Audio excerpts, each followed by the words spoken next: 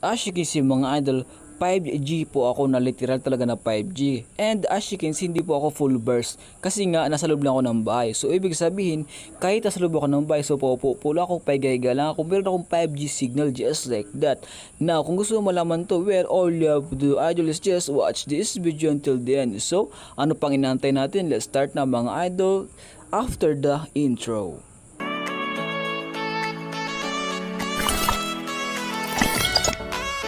So what is up social media warriors, it's me again, i-vlog at your service. So for today's video mga idolo, meron ako ituturo sa inyo which is napakalupit at napakatindi nito. As you can see mga idol, ang signal is hindi po siya puno kasi nga dito po ako sa loob ng bahay. So even if sa loob ako ng bahay mga idol is, as you can see, 4G plus na po yan. So ito, wala pa po akong ginagawa dyan pero 4G plus na po agad ang aking signal. Now, kung gusto mo pala kasi natin kahit sa loob ka ng bahay, yung data is, all you have to do idol is just watch this video until the end. Pero bago yun idol, if bago ka pa lang sa akin channel, okay, please mag-subscribe ka na. And kapag nakapag-subscribe ka, comment mo lang sa baba ay subscribe. Dahil malay mo idol, okay, isa ka sa mapipili kong mananalo na pag-giveaway ko. So ano pang inaantay mo idol? Kung ako sa'yo, i-subscribe mo na idolo. Thank you so much. Now, dito mga idol, napakabilis and napakadali lang gawin yan. Pero bago yon, okay, papakita ko muna sa kung gaano ba kalakas or kung gaano ba kalakas yung connection or data connection sa loob ng aming bahay or sa loob ng mga bahay nyo if ever na gawin nyo itong method na ito. So, punta tayo speed test. So, ito idol. Okay, so eto as you can see may palaka pa siya ng mga idol, medyo katapos lang po kasi ng ulan dito sa amin pero okay lang po yan. Now, click ko tong go mga idol, let's see kung gaano po kabilis ang aming internet connection ay ang aking data connection kahit nasa loob ako ng bahay. So click natin tong go na to mga idol. So eto na po mga idol no. So eto no, tumatakbo siya, average niya is 5 Mbps, so yun 7 Mbps na siya. So ang average download speed niya is nasa 5 or 6 Mbps lang mga idol. So ito as you can see, hindi na po siya umangat. So hanggang doon lang po siya sa 5.25 download speed sa Mbps. So sa upload speed naman po, check natin kung gaano kabilis or kung gaano kabagal sa amin. So sa upload speed is mabagal po siya. So ang average niya lang po is almost 2 Mbps lang. Hindi pa siya umabot ng 3 Mbps, so hanggang doon na po siya 2 Mbps. So there we go, umabot rin po siya ng 3 Mbps. So kapag ganito mga idol, so gantong download speed po or upload speed po sa loob ng bahay is di na masama.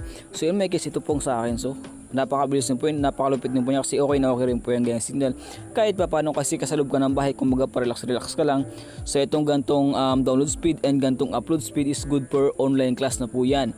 And good for not gaming, pero pag sa mga search na mga assignment, okay na po yan. Goods na po itong gantong download speed at upload speed na Mbps. So wala pa po akong ginagawa dyan mga idol, take note.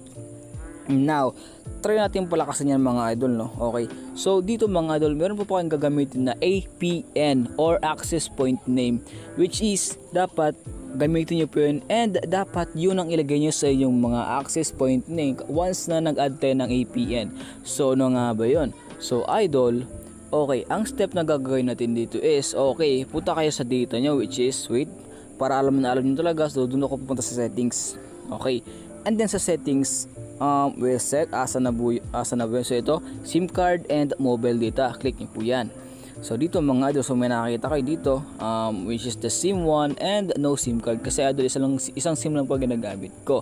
So kasi nga walang pambili ng isang SIM card. So ito mga idol no. So dito click nyo lang po yung SIM 1 or yung SIM card na ginagamit nyo na pang data nyo. So in my case, SIM 1 yung akin. Okay. Now dito mga idol, so napakasimple na gagawin dito. So as you can see, may nakita ko mga option dyan. SIM card name, SIM card number. So yan, okay. That's kumbaga okay na, I mean default na po talaga, dyan na talaga yan siya. So as you can see mga dito po sa preferred network type, so ito, click ko po. Dyan mga idol, wag na po kayong pimili dyan, okay. Dapat po nakaganto lang yan siya, kumbaga wala pa kayong pinipili dyan. Kasi nga para hindi po siya mag-stick po siya sa isang signal lang. So dapat wala kang piliin diyan.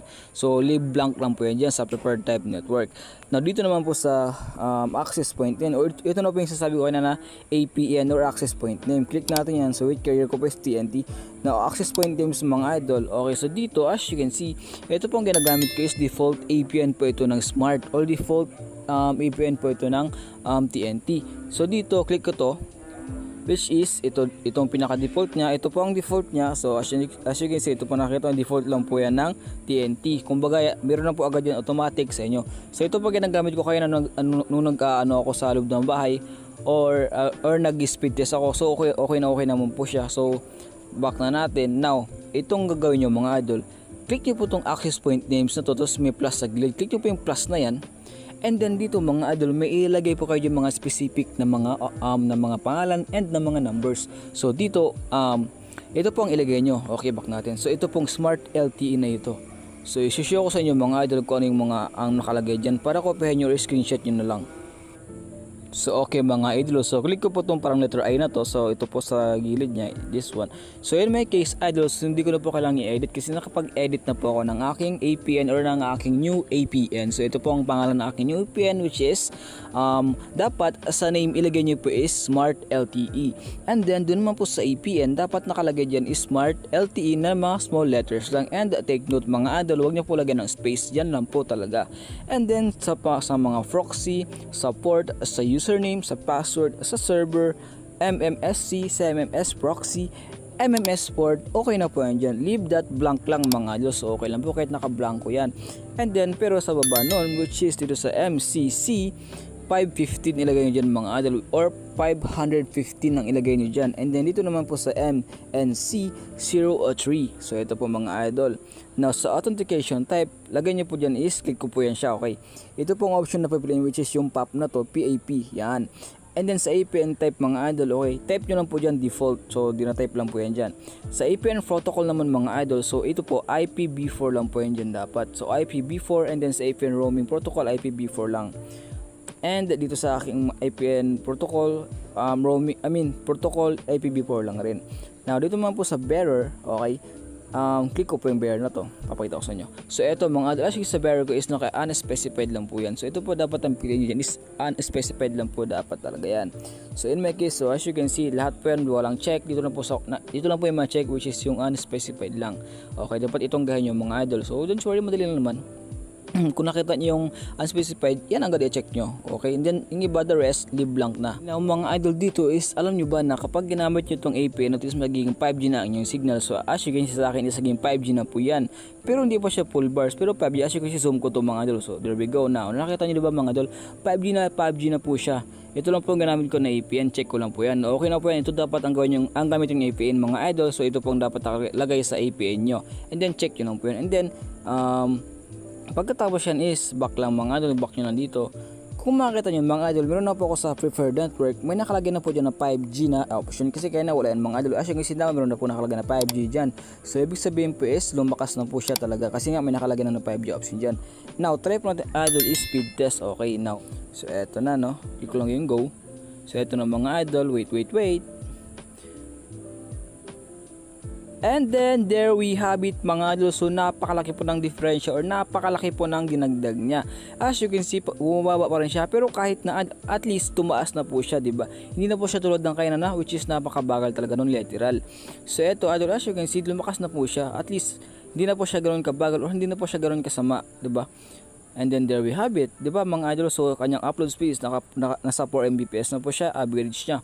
So yun lang mga idol, as you can see, napakabilis na po kahit papaano. Sa download speed naging 5.86 Mbps na po siya, and then sa upload naman naging 3.55 Mbps na po siya. So napakabilis na rin po, hindi po masama mga idol, diba? So if you like this video mga idolo, or kapag nakatulong tong video to, napalakas ng signal nyo, please leave a like naman dyan. Thank you so much. Hindi na magtatagal pa mga idol. Peace out and keep safe everyone.